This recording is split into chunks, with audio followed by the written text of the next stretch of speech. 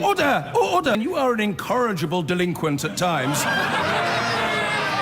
Behave yourself, man! We've just been talking about Amber Rudd. She was a Tory star in the Cameron years, promoted to Home Secretary by Theresa May. She famously said of Boris Johnson, you'd enjoy a night out with him, but he is not the man you want to drive you home at the end of the evening. But they became friends, to the point where there was talk of her acting as his deputy, the so-called Bamber Dream Team some way back. In the end, she took a job in his cabinet and signed up to leave the EU on October the 31st. But overnight, she has left the government and the Conservative Party, and she joins me now.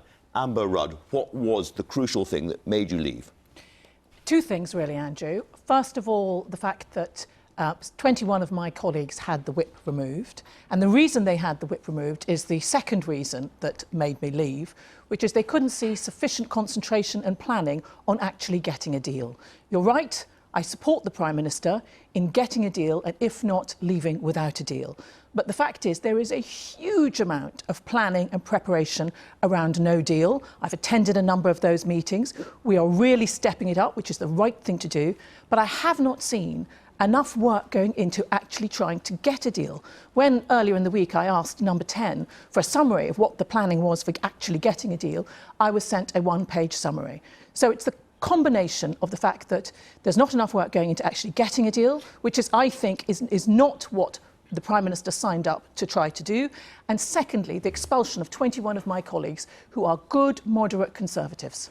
In essence, this is about trust. You are saying that you do not trust Boris Johnson to honestly try to get a deal with the EU. Yeah, I'm not going to use that words because I believe that he is trying to get a deal with the EU. I am just saying what I have seen in government is that there is this huge machine preparing for no deal, which is fine. You might expect in the balance between getting a deal and no deal 50-50 in terms of work, but it's not that. It's like 80-90% of government time going into preparing for no deal, and the absence of actually trying to work to get a deal is what has driven 21 of my colleagues to rebel, and I need to join them. So you think, honestly, he is trying to get a deal? Yeah. What deal? I think he prefers to get a deal, and the government... So what deal is the question? Well, that is the question. I mean... And you have no idea? I have no idea, because what we know is that Angela Merkel and the EU have said, give us your proposal, and we have not given them a proposal. Where is all the work that needs to be done to try and come up with alternative arrangements, for show where the landing place is, all that work that needs to go behind it? And instead, we're just hearing, we are going to get a deal, but there's very little evidence of it. Are you going to leave politics? No, I'm not leaving politics. I'm actually not leaving the Conservative Party. What I am doing is surrendering the whip alongside my colleagues, the 21 others, in order to stand with them. I know I couldn't carry on in the Conservative Party at such a high level and see 21 of my colleagues who are good, moderate people who also want a deal excluded from it, and I just needed to move and stand by them. I hope that we will all be returned before a general election so we can all stand as Conservatives. I am a Conservative. I believe the Conservative Party is a force for good in our great country, and I'd like to see us in government. We have been before, we've done great things. In your letter to the Prime Minister, you said, I no longer believe that leaving with a deal is the government's main objective. That is quite close to accusing the government of lying to the British people. Well, I'm not accusing them of lying. I am observing what I've seen. So what do you mean by the sentence? I'm saying that 80-90% of the work that I can see going on the EU relationship is about preparation for no deal. And can I just say so also... it's about disproportion, It's really. about disproportion, exactly. But, I mean, when this was first entered into after Boris Johnson became Prime Minister, most people would have expected, I think everybody would have expected, there to be a lot of work on trying to get a deal. A whole team of people trying to build those relationships, trying to work on alternative arrangements, and I haven't seen that. Is the purpose of this resignation to further undermine Boris Johnson or to tilt the government's direction of policy? The purpose of this resignation is to make the point that the Conservative Party, at its best, should be a moderate party that embraces people with different views of the EU. Under the last Prime Minister, we had a lot of rebellions on EU matters.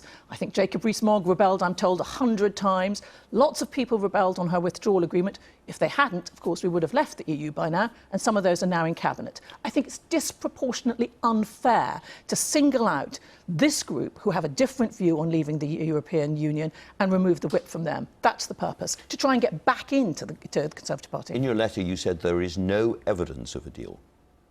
There is no evidence of the deal. There is no formal negotiation taking place. There were just a lot of conversations, and David Frost has been doing his best and going out there, I understand, twice a week. But I think we should be doing so much more to get the deal. I support getting a deal. Almost every one of those 21 want to get a deal, have voted for a deal in the past, and are longing to have another opportunity to do so. So you made your decision. When you went in to talk to the Prime Minister, what was his reaction? I spoke to the Prime Minister last night, and he was, obviously sad in that nobody wants to lose. Because you're quite close in some ways. We have been very close, and I was very frank about the reasons for it. And I spoke to him several times, actually, this week, about how I thought that the expulsion of the 21, it's not just 21 individuals, it's a big symbol that the Conservative Party doesn't embrace moderate people. Ken Clarke, Philip Hammond, these great Conservatives. And I kept on arguing against it, but I wasn't getting anywhere. Is this potentially the beginning of the end of the Conservative Party as we've known it? No, I certainly hope not. I will fight for the Conservative Party, the values that we have, which I think are in the national interest.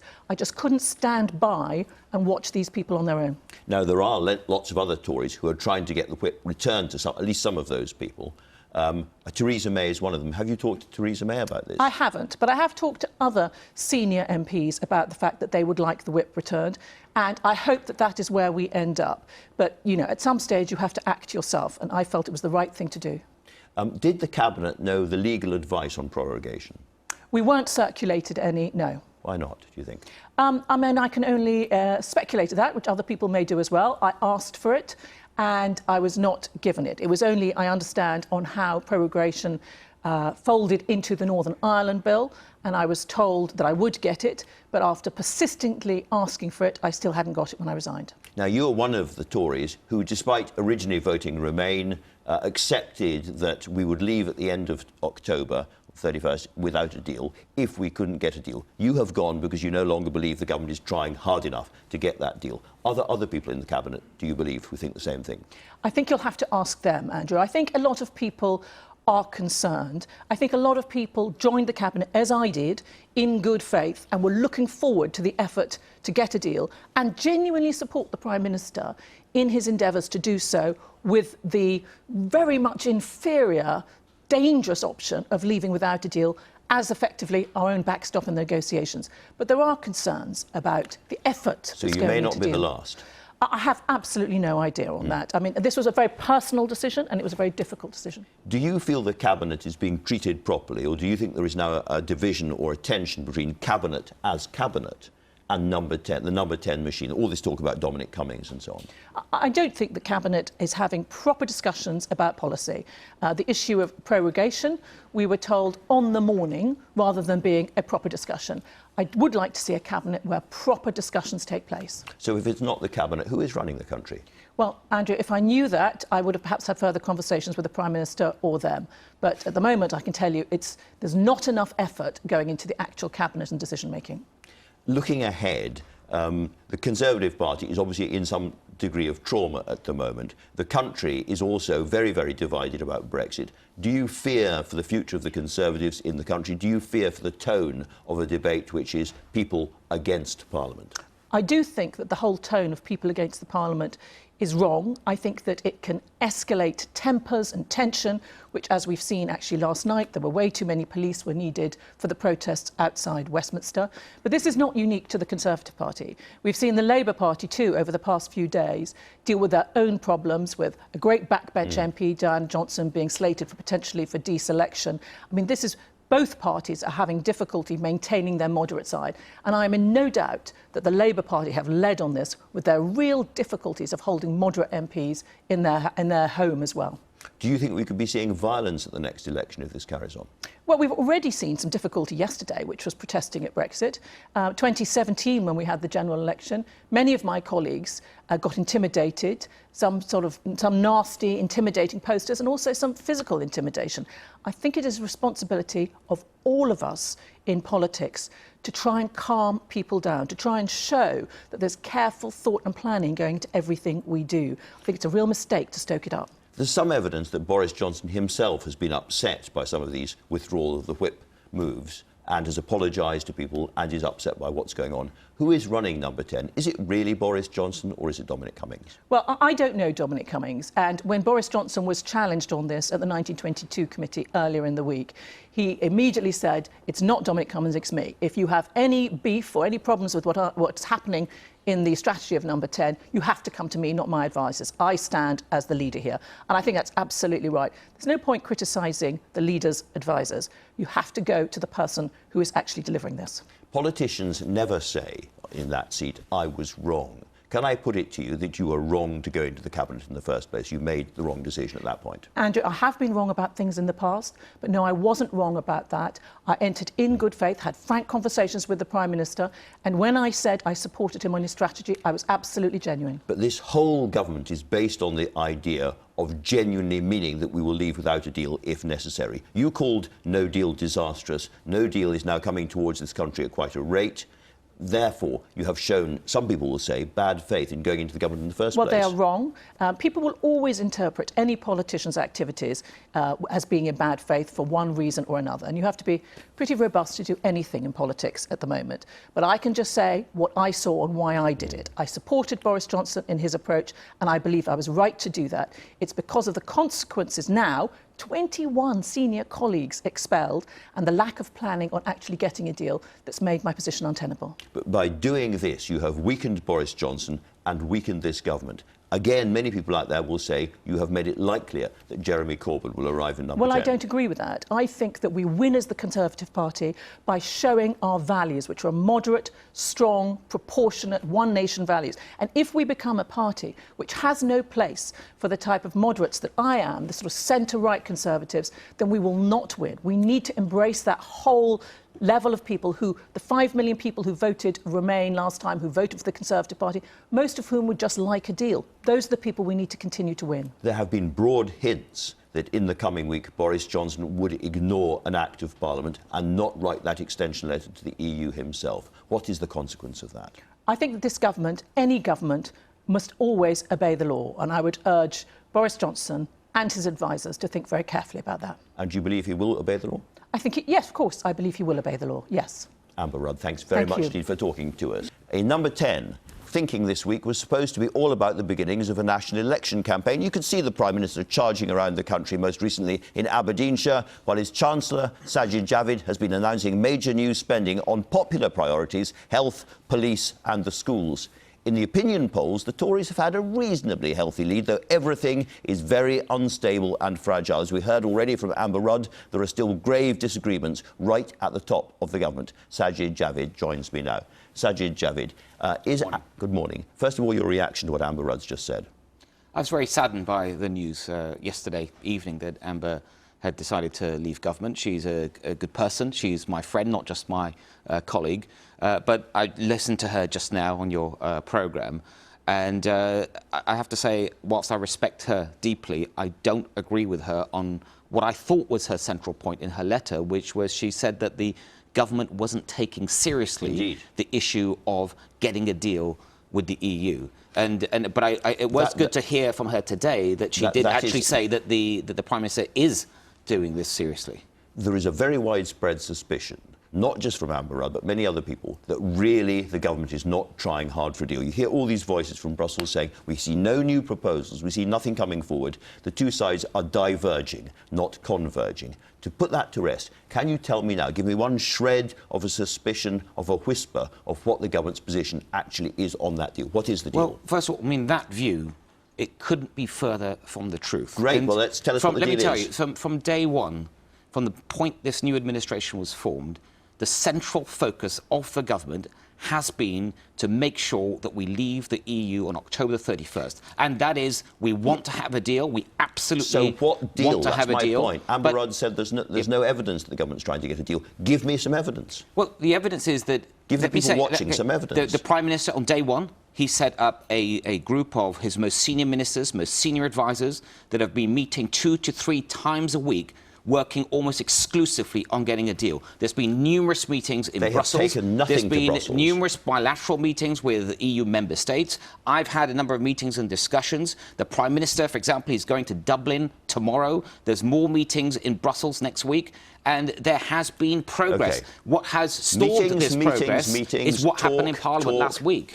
Not a shred of a new idea from the British government. Nothing. There actually are new ideas. What? There are many new ideas. Tell me. And anyone who understands how negotiation works, you would not discuss those in public and put those in the public domain. But I am absolutely clear that we are working wholeheartedly, straining every sinew to get a deal, and the Prime Minister is personally putting in all the significant effort you would expect from a leader to get this deal done, and is absolutely focused on that. And yet there's no evidence from the other side that anything has come through at all. Amber Rudd's just said that the Cabinet is not involved in any of this. So can I put it to you, even as Chancellor of the Exchequer, would you know what the contours of a British deal were? Absolutely, because as I said... So you know that there is a proposal, but you won't tell us about it? Yes, I do know there's a proposal, and it'll be madness to start talking about that in public. What I do know, as being one of the senior ministers on this negotiation committee, and by the way, the reason why the Prime Minister has rightly set it up this way, we're learning from the mistakes of the past, and one of those, by the way, also is that you need to have an alternative, and that's why we are properly preparing for no deal. Yeah. But the Prime Minister set up a small group so we can move at pace and move quickly as the EU adjusts its position. And there are a number of discussions going on. Okay. And I am absolutely convinced that if we continue down this course of having these discussions, preparing for no deal, we can still get a deal. But this bill, this Ben bill from this week, has not helped. That is an attempt to kneecap the government in its negotiations, and we won't let that work. We will continue to work towards a deal. The people on the other side of the table in Brussels or indeed in Dublin are saying again and again, there are no British proposals, there's no deal being offered to us, we must prepare and brace for no deal. Because actually, they suggest you're not really negotiating in good faith. Well, look, they would say that. Anyone that has been involved in any kind of serious negotiation, they know that you have this to and fro. What matters most is what is happening in those private discussions. And I'll tell you what's been making the most difference to concentrate their minds is our preparation for no deal. We don't want no deal, but if we have to, we will leave on October the 31st with no deal. But it is that very issue, that the fact that we are willing to do that, that is focusing minds, and especially of the EU Commission, of our Irish friends, in wanting to see a deal. With the greatest respect, this is completely abstract promises and words when one side of the negotiation says there's nothing coming back at all. What about an all-Ireland backstop, for instance? We will not support a backstop of any kind. Not an all-Ireland one either? The backstop is anti-democratic. And we don't need an all-Ireland backstop. We've been very clear that you can have alternative arrangements. We've been actually making some progress on our discussions about some of the things that would be the features of an alternative, such as a trusted trader scheme, perhaps exemptions for small businesses, looking at the agricultural, all-Ireland agricultural economy that already exists. So we've been very constructive on this. And you know what? Let me just say this, is that what's also helped to focus on Ireland and finding an alternative to a backstop is the knowledge that if you did have no deal, since both sides are committed to no change on the border, no infrastructure, that in itself is an alternative. Isn't it better? Isn't it better to negotiate a deal and take time to set out that alternative than to suddenly find yourselves in one in 53 days' time? It's much better for all sides that we negotiate this. All right. One of the possibilities looking ahead is an election. You've said that you hate the Ben bill. I can understand that we dislike the Ben bill. Can I ask you, is it at all credible for the Prime Minister not to obey the rule of law? If the Ben bill becomes law, then surely the Prime Minister has to do what it says. No ifs, no buts. Well, this government, of course, it will obey the law. The Prime Minister's been very clear about that. He was asked about that in Parliament last week, and he was very clear. So we will obey all laws. If the law says the Prime Minister must ask for an extension beyond October the 31st to Brussels, the Prime Minister will do that, because that's what the law says. Well, I'll tell you what the Prime Minister is going to do, because this is very important for your listeners to hear, because it's been the big issue this week. We are going to continue to work towards exit on October the 31st. We will leave on October the 31st. We will work for a deal. We will keep putting all our effort in that and preparations for no deal, just in case that's the only way we can leave. The Prime Minister will go to the October Council meeting on October the 17th and 18th, and he will try to strike a deal. He absolutely will not ask for an extension in that meeting. But that's the problem. If the law says that he must ask for an extension, what are his options? Well, the law talks about October the 19th in case there is no deal agreed in that council meeting. Should we get to that position, we will look at our options. Of course, we'll obey the law, but we will look at our options. On October the 19th, and we will not. After that council, the Prime Minister would ask for an extension, because that is the law of this country. We will not change our policy. Our policy is clear. How does this work? It's completely baffling. Well, we have to wait and see. If the law says one thing, and you're saying the government's going to obey the law, but we're not going to do that one thing, it's very hard to see how you get out of that. The government will not change its policy, and we will be consistent with obeying the law, but also sticking to our policy, and you'll have to wait and see how that happens. There's a lot of days between now and October the 19th, and we will be working full on until October the 31st, actually, to either leave with a deal or to leave with no deal. So but the government's position is that we will obey the law, but we won't do what the law tells us to do. Those are your words. Those are not my words. No, absolutely not. We are clear. Well, explain what's wrong about that. Explain what's wrong about what I've just said. Well, first of all, the Prime Minister will go to the council meeting on the 17th and 18th. He'll be trying to strike a deal. He absolutely will not be asking for an extension in that meeting.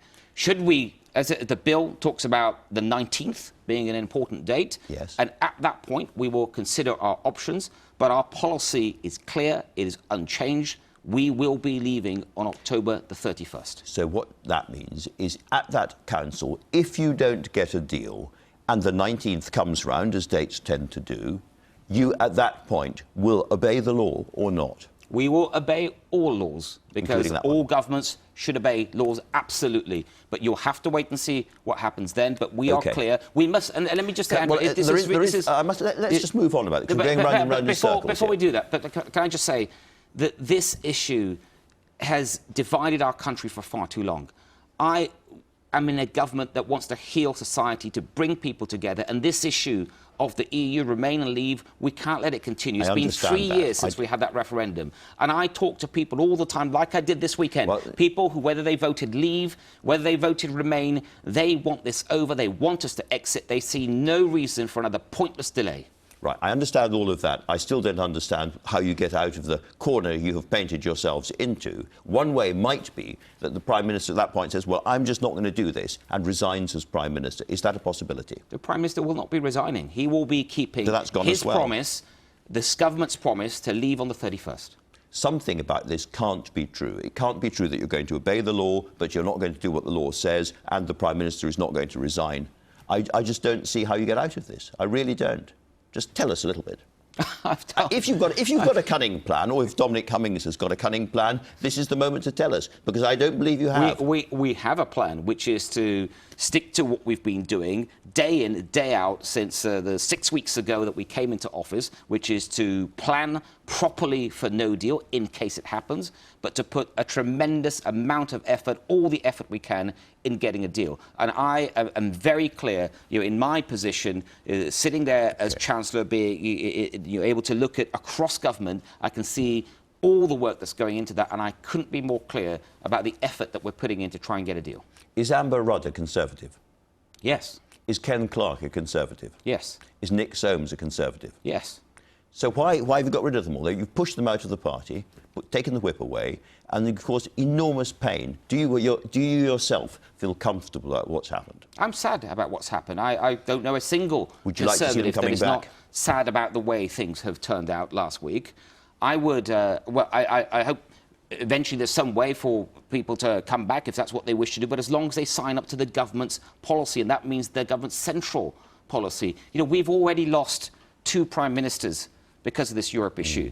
And we don't want to have all this, these problems all over again. We've just been through a leadership election, and the Prime Minister, Boris Johnson, couldn't be clearer on his policy. So whilst I'm sad about what's happened, he was absolutely right to make the vote last week a vote of confidence. And all MPs know what happens if you defy a vote of confidence. His own brother doesn't trust him.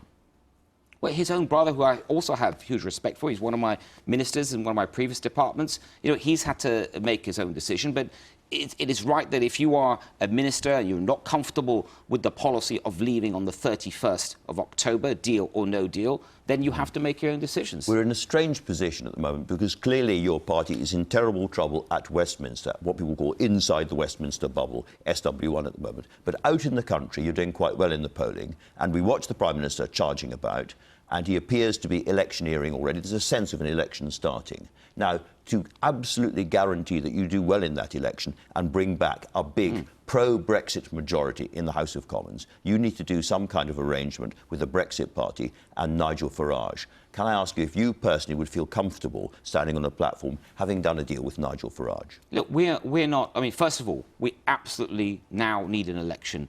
It's actually, it's sad we've come to this point because I would have liked the next election to come at the right time, but it's being forced upon us because Parliament is trying to kneecap these negotiations. And so therefore we need an election. Now, your question about electoral alliances and things, we don't need an electoral alliance with anyone. We can stand on our own 2 feet, put our message across, which is not just the message on this key issue, which is leaving the EU, no more further dither and delay, but it is also about bringing the nation together. You know, you haven't had the opportunity to ask me about my spending round last week, we'll get to that. But which would have been, you know, in normal circumstances, quite a moment. But I point to that because if you look at the measures about whether it's education, it's health, it's crime, these are the issues the British people also care about. But these are all the issues that bring people together. We need to heal society. We are a one-nation party. We are a proud one-nation party, and that's what we will be at an election, bringing the country together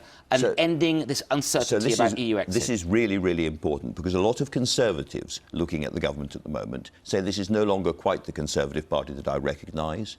This is more like a vote leave campaign in number 10. That's what you're now serving. That's what it's become. You're offering almost nothing at all for the 48%. And now it's clear there's going to have to be some kind of arrangement or compact with Nigel Farage and the Brexit Party. I know Boris Johnson has said privately it won't happen. Can you say publicly now there will be no pact, no deal, no alliance with Nigel Farage and the Brexit Party? Look, we don't need an alliance with anyone. But let me also I want you to rule it out. The point that you've made there about the picture, I think you could say our opponents are painting of us, and of course they would paint a false picture. These are Conservatives. We are a proud centre-right, moderate, one-nation party. There is nothing extremist about wanting to meet the will of the British people on a simple question, which was, do you want to leave the EU or not? People want that honoured. There's nothing extremist about that. That's all and fine. we are a party that is committed to question. everyone in our society about healing the wounds, and that is what you will see from this government. I'm asking you one question really here. Can you rule out an agreement with the Brexit Party, yes or no? Look, we're not in an election yet. When we get there, I'm clear that we don't need an alliance with anyone. I think our message will resonate across the country. You already pointed out that out there, when you get away from Westminster, which often can give you a very false picture of what real people think, our true masters, the British people, it is clear that they want this uncertainty ended. And they also like all the other things that we've been talking about keeping the economy strong and investing in our public services. You can't say, I, Sajid Javid, Chancellor of the Exchequer, rule out an agreement between the Conservative Party and the Brexit Party at the next election. I'm telling you, we don't need an alliance with anyone. Don't need is not the same as ruling it out. We don't need it. Don't need it. All right, well, let's turn to one more big issue, which you've mentioned already, your public spending. Thank you. This spending must all presumably be based on your best assessment of what's going to happen to the economy. Is it still the case that every way of leaving the EU is better for the British economy than no deal? No deal is the worst possible outcome in terms of economic growth. That's what every single piece of data we've seen from the government says. Is it still the case? Well, I don't think anyone would argue with the point. It's much better for the country to get a deal. So that's still the case. And that's what we've, as I've said, that we've been absolutely working towards. But it is also right that if we can't get a deal for whatever reason, a good deal that can pass through this Parliament, then we have to leave with no deal. And in doing so, I think it is absolutely right as a government that we prepare as much as we can to make sure if there is any disruption, it's kept to an absolute minimum. And that preparation has been going on. I get all of that. I'm just asking if of the possible outcomes, no deal is still the worst economically as far as the British government is concerned? Look, no one's ever pretended that no deal is some kind of ideal outcome. Of course, is it the worst? Even if you had, here's how it would work. Is even it the if you worst? even if you had no deal, you'd still then quickly have to get round the negotiating table. It won't be the sort of long-term outcome. You'd have to get back to the table and try to strike a deal on trade, on tariffs, and all these important issues. But in terms of an outcome, I think it is something that where we can keep disruptions to a minimum. I'll tell you something, Andrew. Last week it was missed because of all the other news. Let me tell you, the Bank of England itself independently said last week that because of all the mitigations the government has been working on in the last few months, they have still had a 5% material worse. positive impact. One final question. A second referendum, is that a goer? No way. Absolutely not. Under no circumstances. Sajid Javid, thanks very much indeed for talking.